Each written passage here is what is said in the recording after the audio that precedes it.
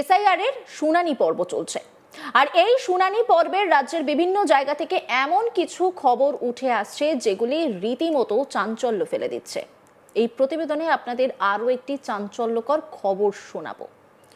SIR এর শুনানিতে দাঁড়িয়ে থাকার পর মাথা ঘুরে পড়ে যান এক ব্যক্তি, পরে জানে শেষ হয়ে যান তিনি। ঘটনাকে কেন্দ্র করে রীতিমতো চাঞ্চল্য ছড়িয়েছে হাওড়ার ডোমচুরে।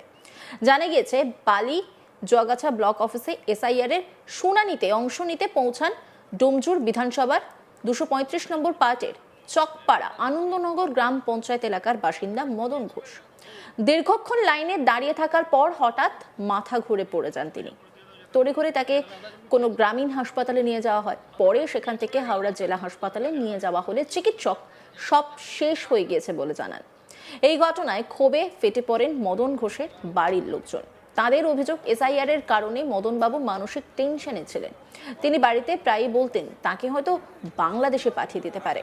এই ভয় এবং আতঙ্ক থেকেই তিনি অসুস্থ হয়ে জানে শেষ হয়ে যান বলে অভিযোগ পরিবারের সদস্যদের। দীপঙ্কর ঘোষ তিনি কি বলছেন শুনবো। বাবা এক মাস ধরে চিন্তা করছিল কি করবে, ভাড়া থাকি, কোথায় যাব না যাব, কি করব। এক মাস থেকে কাগজপত্র সব রেডি করছে। আজকেও কাগজপত্র রেডি করে দাঁড়িয়ে আছে লাইনে, বলছে আমার চিন্তা হচ্ছে কি করব কি করব। আমি কিছু চিন্তা করবো, সব ঠিক হয়ে যাবে, তুমি একটু চা খেয়ে আসো, ব্যাস এই বলেছি। ব্যাস ওখানে পড়েই সঙ্গে সঙ্গে হয়ে গেছে। কোনাতে নিয়ে গেছিলাম, কোনায় 3টে ইঞ্জেকশন দিল, কোনা থেকে বেরোলাম, আর কোনো কথাই বলছিল না।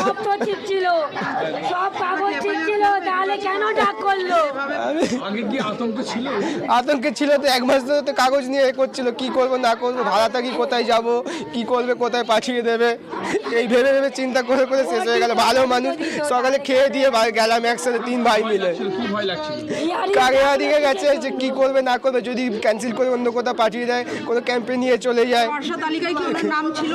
সব ছিল, তার সত্ত্বেও দেখেছে, ভোট দিয়েছে তো, ভোট দিয়েছে, সব আছে আমাদের, তার সত্ত্বেও আমাদের দেখেছে। সবাইকে দেখে।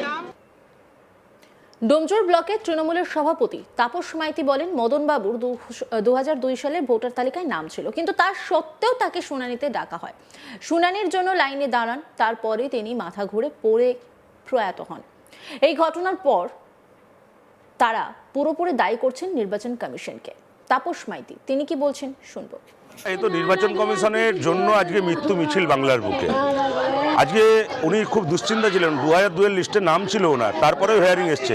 আজকে যখন উনি হেয়ারিংয়ের লাইনে ছিলেন তখন আমার সাথে কথা হয়েছে, আমি ওনাকে আশ্বস্ত করেছি আপনার কোনো অসুবিধা নেই। তারপরেও হেয়ারিংয়ে গেছে, সেখান থেকে বলেছে এই কাগজ জেরক্স আনো, ওই কাগজ জেরক্স আনো। ওখান থেকে বেরিয়ে উনি আর নিজেকে রাখতে পারেননি, উনি পড়ে গেছেন, স্ট্রোক হয়ে গেছেন। আজকে নির্বাচন কমিশনের জন্য একের পর এক মৃত্যু মিছিল। এই বিজেপি চক্রান্ত করে, যে বাংলা দখলে চক্রান্ত করছে এসআইআর করে, আজকে মানুষকে মৃত্যুর মুখে ঠেলে দিচ্ছে। বাংলার মানুষের জবাব দেবে, নিশ্চিতভাবে এফআইআর হবে। আগে আমরা এই যে পদ্ধতি, ওনার মৃত্যুর পর যা যা পদ্ধতি, সেটা আগে দেখে নিই, তারপর নিশ্চিতভাবে ইলেকশন কমিশনের বিরুদ্ধে এটা এফআইআর হবে। পরিবারের পাশে আমরা সর্বতভাবে আছি। আমাদের মাননীয় সাংসদ অভিষেক বন্দ্যোপাধ্যায়ের অফিস থেকে প্রতি মুহূর্তে যোগাযোগ রাখা হচ্ছে এবং সেখান থেকে সবটা মনিটরিং করা হচ্ছে। আমরা পরিবারের পাশে, আমাদের দল সবসময় থাকবে। মদন ঘোষের পরিবারের পাশে থাকার আশ্বাস দিয়েছেন ডোমজুরের তৃণমূল বিধায়ক কল্যাণ ঘোষ। তিনি কি বলছেন শুনবো। আমাদের ডোমজুর বিধানসভার 235 নম্বর পার্টের এই ভোটার, তাকে তার 2002-এ নাম থাকা সত্ত্বেও তাকে হিয়ারিংয়ে ডাকা হয়েছিল। মদন ঘোষ তো 62 বছর বয়স, সে আতঙ্কে ভুগছিল যে যদি নাম কাটা যায় আমাকে বাংলাদেশে পাঠিয়ে দেবে। সেই আতঙ্কে লাইনে দাঁড়িয়ে থেকেই হঠাৎ করে তার স্ট্রোক হয় এবং তাকে হাসপাতালে পৌঁছানোর আগেই তার মৃত্যু ঘটে।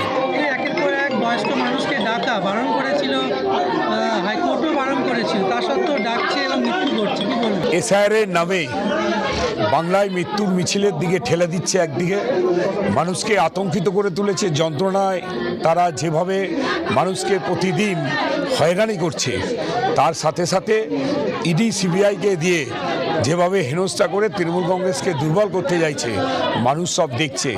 মানুষের এই যন্ত্রণা 26 সালের ভোটে সবটাই উগড়ে দেবে, বুঝিয়ে দেবে যে এই বাংলায় ছল চাতুরি মানুষকে মৃত্যু নিয়ে খেলা করে মানুষের ক্ষমতায় আসা যাবে না। আপনি কি পরিবারের পাশে রয়েছেন স্যার? আমি শুধু নয়, আমাদের টিম ডোমজুট এবং তৃণমূল কংগ্রেস কর্মীরা সকলেই তাদের পরিবারের সঙ্গে আছে, ওতপ্রোতভাবে আমরা থাকবো। আপনি কি লাইনে দাঁড়িয়েছেন? কোন স্কুলে ডাক পড়েছিল? বিডিও অফিসে। স্কুলে ডাক পড়লে তো সমস্যাই থাকতো না। বিডিও অফিসে, যেটা এখান থেকে 5 কিলোমিটার দূরে, 5 কিলোমিটার দূরে গিয়ে লাইনে দাঁড়াতে হয়েছে। লাইনে দাঁড়িয়ে দাঁড়িয়ে সে অতিরিক্ত টেনশনের ফলে এই জিনিস হয়েছে। এবং আমরা পরিবারকে বলবো একটা নির্বাচন কমিশনের বিরুদ্ধে একটা এফআইআর করানো, আমরা সেই এফআইআর করানোর ব্যবস্থা করব।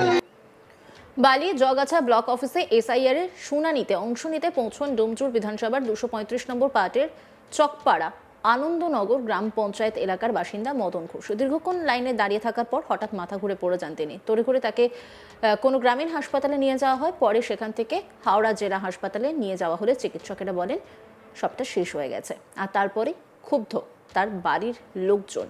কি বলছেন তার বাড়ির লোকজন, শুনুন।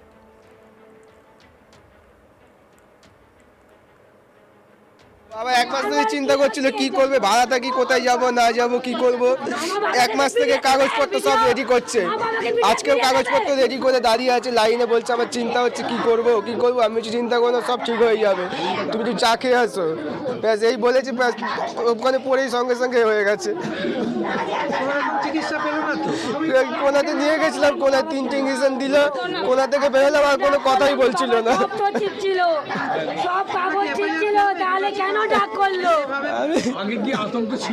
আতঙ্কে ছিল তো, 1 মাস ধরে তো কাগজ নিয়ে করছিল, কি করব না করব, ভাড়া থাকি, কোথায় যাব, কি করবে, কোথায় পাঠিয়ে দেবে, এই ভেবে ভেবে চিন্তা করে করে শেষ হয়ে গেল। ভালো মানুষ, সকালে খেয়ে দিয়ে গেলাম একসাথে 3 ভাই মিলে। কারিয়া দিকে গেছে যে কি করবে না করবে, যদি ক্যান্সেল করে অন্য কোথাও পাঠিয়ে দেয়, কোনো ক্যাম্পে নিয়ে চলে যায়। তালিকায় কি ওনার নাম ছিল না? সব ছিল, তার সত্ত্বেও দেখেছে, ভোট দিয়েছে তো, ভোট দিয়েছে, সব আছে আমাদের, তার সত্ত্বেও আমাদের দেখেছে। হ্যাঁ, সবাইকে ডেকে। ডোমজুর ব্লকে তৃণমূলের সভাপতি তাপস মাইতি বলেন মদনবাবুর 2002 সালে ভোটার তালিকায় নাম ছিল, কিন্তু তা সত্ত্বেও তাকে শুনানিতে ডাকা হয়। শুনানির জন্য লাইনে দাঁড়ান, তারপরে তিনি মাথা ঘুরে পড়ে যান। কি বলছেন তিনি, শুনবো। এই তো নির্বাচন কমিশনের জন্য আজকে মৃত্যু মিছিল বাংলার বুকে। আজকে উনি খুব দুশ্চিন্তা ছিলেন, 2002 লিস্টে নাম ছিল ওনার, তারপরেও হেয়ারিং এসছে। আজকে যখন উনি হেয়ারিংয়ের লাইনে ছিলেন তখন আমার সাথে কথা হয়েছে, আমি ওনাকে আশ্বস্ত করেছি আপনার কোনো অসুবিধা নেই। তারপরেও হেয়ারিংয়ে গেছে, সেখান থেকে বলেছে এই কাগজ জেরক্স আনো, ওই কাগজ জেরক্স আনো। ওখান থেকে বেরিয়ে উনি আর নিজেকে রাখতে পারেননি, উনি পড়ে গেছেন, স্ট্রোক হয়ে গেছেন। আজকে নির্বাচন কমিশনের জন্য একের পর এক মৃত্যু মিছিল। এই বিজেপি চক্রান্ত করে, যে বাংলা দখলে চক্রান্ত করছে এসআইআর করে, আজকে মানুষকে মৃত্যুর মুখে ঠেলে দিচ্ছে। বাংলার মানুষের জবাব দেবে। অন্যান্য খবরের আপডেটের জন্য অবশ্যই নজর রাখুন আজ তাক বাংলার ইউটিউব স্ট্রিমিংয়ে। লাইক, কমেন্ট, শেয়ার এবং সাবস্ক্রাইব করতে ভুলবেন না।